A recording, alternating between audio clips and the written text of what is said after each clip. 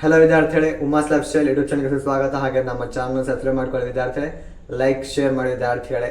So ವಿದ್ಯಾರ್ಥಿಗಳೇ, ಈ second extend round ಏನಿದೆಯಲ್ಲ ವಿದ್ಯಾರ್ಥಿಗಳೇ, ಸೆಕೆಂಡ್ ಎಕ್ಸ್ಟೆಂಡ್ ರೌಂಡಲ್ಲಿ ಯಾರಿಗೆ ಒಂದು ಸೀಟ್ ಅಲಾಟ್ ಆಗಿದೆಯಲ್ಲ ಅಂತಹ ವಿದ್ಯಾರ್ಥಿಗಳು ಒಂದು ಅಡ್ಮಿಷನ್ ಪ್ರೋಸೆಸ್ಗೆ ಹೋಗ್ತಾರೆ. ಸೊ ಯಾರಿಗೆ ಒಂದು ಸೆಕೆಂಡ್ ರೌಂಡಲ್ಲಿ ಸೀಟ್ ಅಲಾಟ್ ಆಗಿಲ್ಲ ಅಲ್ಲ ಅಂತಹ ವಿದ್ಯಾರ್ಥಿಗಳು ಸೆಕೆಂಡ್ ಎಕ್ಸ್ಟೆಂಡ್ ರೌಂಡ್ ಹೋಗ್ತಾರೆ ವಿದ್ಯಾರ್ಥಿಗಳೇ. ಸೊ ಇದು ಸೆಕೆಂಡ್ ಎಕ್ಸ್ಟೆಂಡೆಡ್ ರೌಂಡ್ ಅಂತ ಏನಿದೆಯಲ್ಲ ವಿದ್ಯಾರ್ಥಿಗಳೇ, ಏಕೆ ಅಂತಂದರೆ ನಿಮ್ಗೆ ಆಲ್ರೆಡಿ ಒಂದು ಎಕ್ಸಸೈಸ್ ಥರ ಸೆಕೆಂಡ್ ರೌಂಡಿಂದ ಒಂದು ಸ್ಟಾರ್ಟಿಂಗಲ್ಲಿ ಒಂದು ಲಿಂಕನ್ನು ಪ್ರೊವೈಡ್ ಮಾಡುತ್ತೆ, ತಾತ್ಕಾಲಿಕ ಅಥವಾ ಪ್ರೊವಿಷನಲ್ ರಿಸಲ್ಟ್ ಅಂತ ಬಿಟ್ಟಿದ್ರು. ಸೊ ಆ ರಿಸಲ್ಟ್ ನಂತರ ಮತ್ತೆ ಸೆಕೆಂಡ್ ರೌಂಡ್ ಅಂತ ಸೆಕೆಂಡ್ ಎಕ್ಸ್ಟೆಂಡ್ ರೌಂಡ್ ಅಂತ ಮಾಡಿದ್ರು. ಸೊ ವಿದ್ಯಾರ್ಥಿ ಸೆಕೆಂಡ್ ರೌಂಡ್ ಅಂತ ಕರಿತೀವಿ ನಾವು ಇದಕ್ಕೆ. ಇವಾಗ ಏನು ರಿಸಲ್ಟ್ ಬಂದಿದ್ದಲ್ಲ ಇದಕ್ಕೆಲ್ಲ second round, second extended round and third round ಇವೆರಡು ಒಂದಾಗಿರ್ತವೆ ವಿದ್ಯಾರ್ಥಿಗಳು. ಸೊ ನೆಕ್ಸ್ಟ್ ಬರೋಂಥದ್ದು ಥರ್ಡ್ ರೌಂಡ್ ಆಗಿರುತ್ತೆ. ಸೊ ಥರ್ಡ್ ರೌಂಡ್ ಯಾರು ಒಂದು ಎಲಿಜಿಬಲ್ ಇರ್ತಾರೆ ಅಂದರೆ ವಿದ್ಯಾರ್ಥಿಗಳು, ಸೆಕೆಂಡ್ ರೌಂಡಲ್ಲಿ ಯಾರಿಗೆ ಒಂದು ಕಾಲೇಜ್ ಅಲಾಟ್ ಆಗಿರಲ್ಲ ಅಂಥ ವಿದ್ಯಾರ್ಥಿಗಳು ಮಾತ್ರ ಥರ್ಡ್ ರೌಂಡ್ಗೆ ಬರ್ತಾರೆ.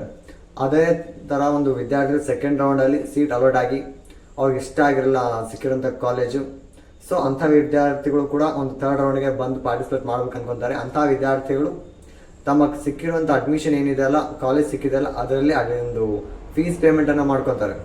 ಚಲನ್ ಮುಖಾಂತರ ಫೀಸ್ ಪೇಮೆಂಟ್ ಮಾಡ್ಕೊಂಡು ಅಡ್ಮಿಷನ್ ಆರ್ಡರ್ ಡೌನ್ಲೋಡ್ ಮಾಡ್ಕೊಂಡು ಬರೋಂಗಿಲ್ಲ. ಅಂತಹ ವಿದ್ಯಾರ್ಥಿಗಳು ಥರ್ಡ್ ರೌಂಡ್ಗೆ ಬರ್ತಾರೆ. ಓಕೆನಾ ವಿದ್ಯಾರ್ಥಿಗಳೇ? ಸೊ ಥರ್ಡ್ ರೌಂಡಲ್ಲಿ ಯಾರಿಗೆ ಒಂದು ಕಾಲೇಜ್ ಅಲಾಟ್ ಆಗುತ್ತಲ್ಲ ಅದು ಫೈನಲ್ ರೌಂಡ್ ಆಗಿರ್ತದೆ ವಿದ್ಯಾರ್ಥಿ. ಯಾವುದೇ ಥರ ಮತ್ತೆ ಎಕ್ಸ್ಟೆಂಡ್ ರೌಂಡ್ಸ್ ಇರೋಂಗಿಲ್ಲ.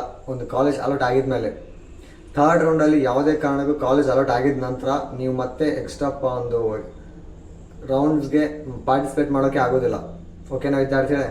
ಅದು ಸೆಕೆಂಡ್ ರೌಂಡಲ್ಲಿ ಸಿಕ್ಕಿರ್ಬೋದು ಮತ್ತು ಥರ್ಡ್ ರೌಂಡ್ ಪಾರ್ಟಿಸಿಪೇಟ್ ಮಾಡಿರ್ಬೋದು. ಹಾಗೆಯೇ ಸೆಕೆಂಡು ಫಸ್ಟ್ ರೌಂಡಲ್ಲಿ ಕೂಡ ಕಾಲೇಜ್ ಅಲಾಟ್ ಆಗದೆ ಥರ್ಡ್ ರೌಂಡ್ ಬಂದಿರೋಂಥ ವಿದ್ಯಾರ್ಥಿಗಳು ಕೂಡ ಥರ್ಡ್ ರೌಂಡಲ್ಲಿ ಏನೊಂದು ನಿಮಗೆ ಕಾಲೇಜ್ ಅಲಾಟ್ ಆಗುತ್ತಲ್ಲ ಅದೇ ಫೈನಲ್ ಆಗಿರುತ್ತೆ. ಆ ಒಂದು ಸಿಕ್ಕಿರೋಂಥ ಕಾಲೇಜ್ನ ನೀವು ಹೋಗಿ ನಿಮ್ಮ ಅಡ್ಮಿಷನ್ ಮಾಡಿಸ್ಕೋಬೇಕಾಗತ್ತೆ ಚಲನ್ ಮುಖಾಂತರ. ಅದು ಫೈನಲ್ ರೌಂಡ್ ಆಗಿರುತ್ತೆ. ಸೊ ವಿದ್ಯಾರ್ಥಿ ಥರ್ಡ್ ರೌಂಡಲ್ಲಿ ಕೂಡ ಒಂದು ಕಾಲೇಜ್ ಅಲಾಟ್ ಆಗಿಲ್ಲ ವಿದ್ಯಾರ್ಥಿಗಳಿಗೆ. ಸೊ ಅಂಥ ಸಮಯದಲ್ಲಿ ಪ್ರತಿಯೊಂದು ಕಾಲೇಜಲ್ಲಿ ಎಷ್ಟು ವೇಕೆನ್ಸಿ ಸೀಟ್ಸ್ ಇದಾವೆ.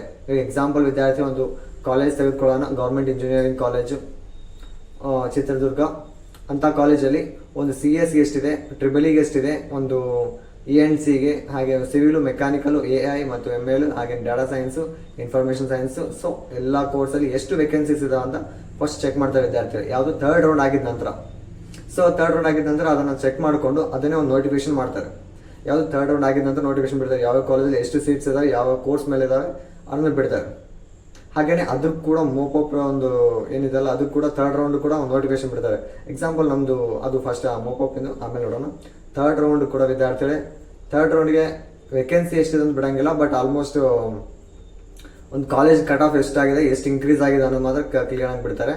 ಒಂದು ಮೋಪಪ್ ಏನಿರುತ್ತಲ್ಲ ಥರ್ಡ್ ರೌಂಡ್ ಆಗಿದ ಮೇಲೆ ಕೂಡ ಸೀಟ್ಸ್ ಸಿಗದೇ ಇರುವಂಥ ವಿದ್ಯಾರ್ಥಿಗಳಿಗೆ ಮೋಪಪ್ ರೌಂಡ್ ಮಾಡ್ತಾರೆ. ವೇಕೆನ್ಸೀಸ್ ಎಲ್ಲೆಲ್ಲಿದಾವಲ್ಲ ಅದರ ನೋಟಿಫಿಕೇಶನ್ ಬಿಡ್ತಾರೆ. ಅದರಲ್ಲಿ ವೇಕೆನ್ಸೀಸ್ ಪ್ಲಸ್ ಸೀಟ್ ಮ್ಯಾಟ್ರಿಕ್ಸ್ ಎರಡು ಬಿಡ್ತಾರೆ. ಅದರಲ್ಲಿ ಕೂಡ 2 ರೌಂಡ್ಸ್ ಇರ್ತವೆ ವಿದ್ಯಾರ್ಥಿ. ಅದರಲ್ಲಿ ಕಂಪಲ್ಸರಿ ಎಲ್ಲೆಲ್ಲಿ ವೇಕೆನ್ಸೀಸ್ ಆಲ್ಮೋಸ್ಟ್ ಎಲ್ಲ ಕಡೆ ಫಿಲ್ ಮಾಡೋ ಥರ ಕೊಡ್ತಾರೆ. ಹಾಗೆಯೇ ವಿದ್ಯಾರ್ಥಿ ನೀವು ಥರ್ಡ್ ರೌಂಡಿಗೆ ಬರಬೇಕಂದ್ರೆ ತುಂಬ ಇಂಪಾರ್ಟೆಂಟ್ ಆದ ಒಂದು ವಿಷಯ ಏನಂದರೆ ವಿದ್ಯಾರ್ಥಿಗಳೇ, ನಿಮ್ಮ ಒಂದು ಸೀಟ್ ಅಲಾಟ್ ಏನಾಗಿದೆಯಲ್ಲ ಫಸ್ಟ್ ರೌಂಡು ಸೆಕೆಂಡ್ ರೌಂಡು, ಒಬ್ಬ ವಿದ್ಯಾರ್ಥಿಗಳಿಗೆ ಫಸ್ಟ್ ರೌಂಡಲ್ಲಿ ಸೀಟ್ ಅಲಾಟ್ ಆಗಿದೆ, ಸೆಕೆಂಡ್ ರೌಂಡಲ್ಲಿ ಸೀಟ್ ಅಲಾಟ್ ಆಗಿದೆ. ಅಂಥ ವಿದ್ಯಾರ್ಥಿಗಳು ಥರ್ಡ್ ರೌಂಡಿಗೆ ಬರ್ತಿರ್ತಾರೆ. ಸೊ ವಿದ್ಯಾರ್ಥಿ ನೀವು ಥರ್ಡ್ ರೌಂಡ್ಗೆ ಎಲಿಜಿಬಲ್ ಆಗಬೇಕಂದ್ರೆ ನಿಮ್ಮ ಒಂದು ಸ್ಟಾರ್ಟಿಂಗ್ ಆರ್ಡರ್ ವೈಸ್ ಇರುತ್ತಲ್ಲ 1 to 10, 1 to 20, 1 to 15 ಇರುತ್ತಲ್ಲ ಕಾಲೇಜ್ ಇರಬೇಕಾಗತ್ತೆ. ಫಸ್ಟ್ ರೌಂಡಲ್ಲಿ ನಿಮಗೆ 1 to 15 ಕಾಲೇಜಸ್ ಇದ್ದಾವೆ ನೀವು ಹಾಕಿರೋದ್ರಲ್ಲಿ ಟಾಪ್ ಕಾಲೇಜಸ್. ಅದರಲ್ಲಿ ನಿಮಗೆ 15ನೇ ಕಾಲೇಜ್ ಫಸ್ಟ್ ರೌಂಡಲ್ಲಿ ಸಿಕ್ಕಿತ್ತು, ಸೆಕೆಂಡ್ ರೌಂಡಲ್ಲಿ 10th ಕಾಲೇಜ್ ಸಿಕ್ಕಿತ್ತು. ಆವಾಗ ಇನ್ನು ಮೇಲೆ 9 ಕಾಲೇಜಸ್ ಇರ್ತವೆ. ಸೊ ಅಂಥ ವಿದ್ಯಾರ್ಥಿಗಳು ಥರ್ಡ್ ರೌಂಡ್ಗೆ ಅಲ್ಲಿ ಎಲಿಜಿಬಲ್. ಹಾಗೆಯೇ ನಿಮ್ಗೆ ಸಿಕ್ಕಿರೋ ಕಾಲೇಜು ಫಸ್ಟ್ ರೌಂಡಲ್ಲಿ 3ನೇ ಕಾಲೇಜ್ ಸಿಕ್ಕಿದೆ, ಸೆಕೆಂಡ್ ರೌಂಡಲ್ಲಿ 1ನೇ ಕಾಲೇಜ್ ಸಿಕ್ಕಿದೆ. ಸೊ ನಿಮಗೆ ಯಾವುದೇ ಥರ ಕಾಲೇಜಸ್ ಇರಂಗಿಲ್ಲ ಮೇಲೆ. ಸೊ 1 to ಮೇಲೆ ಏನಿರ್ತಾವಲ್ಲ ಟಾಪ್ ಕಾಲೇಜಸ್ ಅವನು ಮಾತ್ರ ಇದ್ದರೆ ಮಾತ್ರ ಥರ್ಡ್ ರೌಂಡ್ಗೆ ಎಲಿಜಿಬಲ್. ನಿಮ್ಗೆ ಸಿಕ್ಕಿರೋದು ಸ್ಟಾರ್ಟಿಂಗ್ 1ನೇ ಕಾಲೇಜ್ ಸಿಕ್ಕಿದೆ ಅಂದರೆ ಕೆಳಗಿನ ಕಾಲೇಜೆಲ್ಲ ಡಿಲೀಟ್ ಆಗಿರ್ತಾವೆ. ಈ ಪ್ರಾಸೆಸ್ ನಿಮಗೆ ಗೊತ್ತಿರೋ ವಿದ್ಯಾರ್ಥಿಗಳು ಹಂಗಿದ್ರೆ ಮಾತ್ರ ಥರ್ಡ್ ರೌಂಡ್ಗೆ ನೀವು ಎಲಿಜಿಬಲ್ ಆಗಿರ್ತೀವಿ. ಸೊ ಮೇಲೆ ಕಾಲೇಜಸ್ ಇರಬೇಕು, ಸಿಕ್ಕಿರೋಂಥ ಕಾಲೇಜ್ ಅದಕ್ಕಿಂತ ಕೆಳಗಡೆ ಇರಬೇಕು, ಹಂಗಿದ್ರೆ ಮಾತ್ರ ನಿಮಗೆ ಥರ್ಡ್ ರೌಂಡ್ಗೆ ಎಲಿಜಿಬಲ್. ಸೊ ವಿದ್ಯಾರ್ಥಿಗೆ ಥರ್ಡ್ ರೌಂಡ್ ಎಲಿಜಿಬಲ್ ಅಂತ ಗೊತ್ತಾಯ್ತಲ್ಲ. ಸೊ ಒಂದು ಮೋಪಪ್ಪಿಂದ ಏನಿರುತ್ತಲ್ಲ ವೇಕೆನ್ಸೀಸು ಪ್ಲಸ್ ಒಂದು ಸೀಟ್ ಮ್ಯಾಟ್ರಿಕ್ಸು, ಹಾಗೆಯೇ ನಿಮ್ಮ ಒಂದು ನನಗೆ ಗೊತ್ತಿರೋ ಪ್ರಕಾರ ಅಂದರೆ ಮೋಪಪ್ಗೆ ಮತ್ತೆ ಒಂದು ಆಪ್ಷನ್ ಬಿಡ್ತಾರೆ ಅನಿಸುತ್ತೆ. ಯಾಕೆಂದರೆ ನೀವು ಯಾವ ಒಂದು ವೇಕೆನ್ಸೀಸ್ ನೋಡಿ ಮತ್ತೆ ಒಂದು ಆಪ್ಷನ್ ಮಾಡೋ ಚಾನ್ಸ್ ಇರುತ್ತೆ.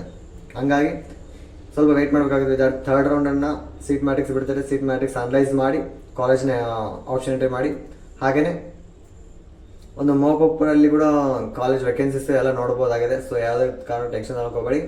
ಮೋಪಪ್ ಕೂಡ ಒಂದು ಟ್ರೈ ಮಾಡಿ ವಿದ್ಯಾರ್ಥಿಗಳೇ. ಮೋಪಪ್ಪಲ್ಲಿ ಸಿಗುತ್ತೆ ವೇಕೆನ್ಸೀಸ್ ಎಲ್ಲಿದೆ ಅಂತ ನೋಡಿ ಕಂಪಲ್ಸರಿ ಕಾಲೇಜನ್ನ ಸೆಲೆಕ್ಟ್ ಮಾಡ್ಕೋಬೇಕಾಗತ್ತೆ. ಸೊ ಹಂಗಾಗಿ ವೆಯ್ಟ್ ಮಾಡಬೇಕಾಗತ್ತೆ. ಸೊ ಹಾಗೇನೇ ವಿದ್ಯಾರ್ಥಿ ನಮ್ಮ ಚಾನಲ್ ಸಬ್ಸ್ಕ್ರೈಬ್ ಮಾಡ್ಕೊಳ್ಳಿ, ಲೈಕ್ ಶೇರ್ ಮಾಡಿ ವಿದ್ಯಾರ್ಥಿ. Thank you.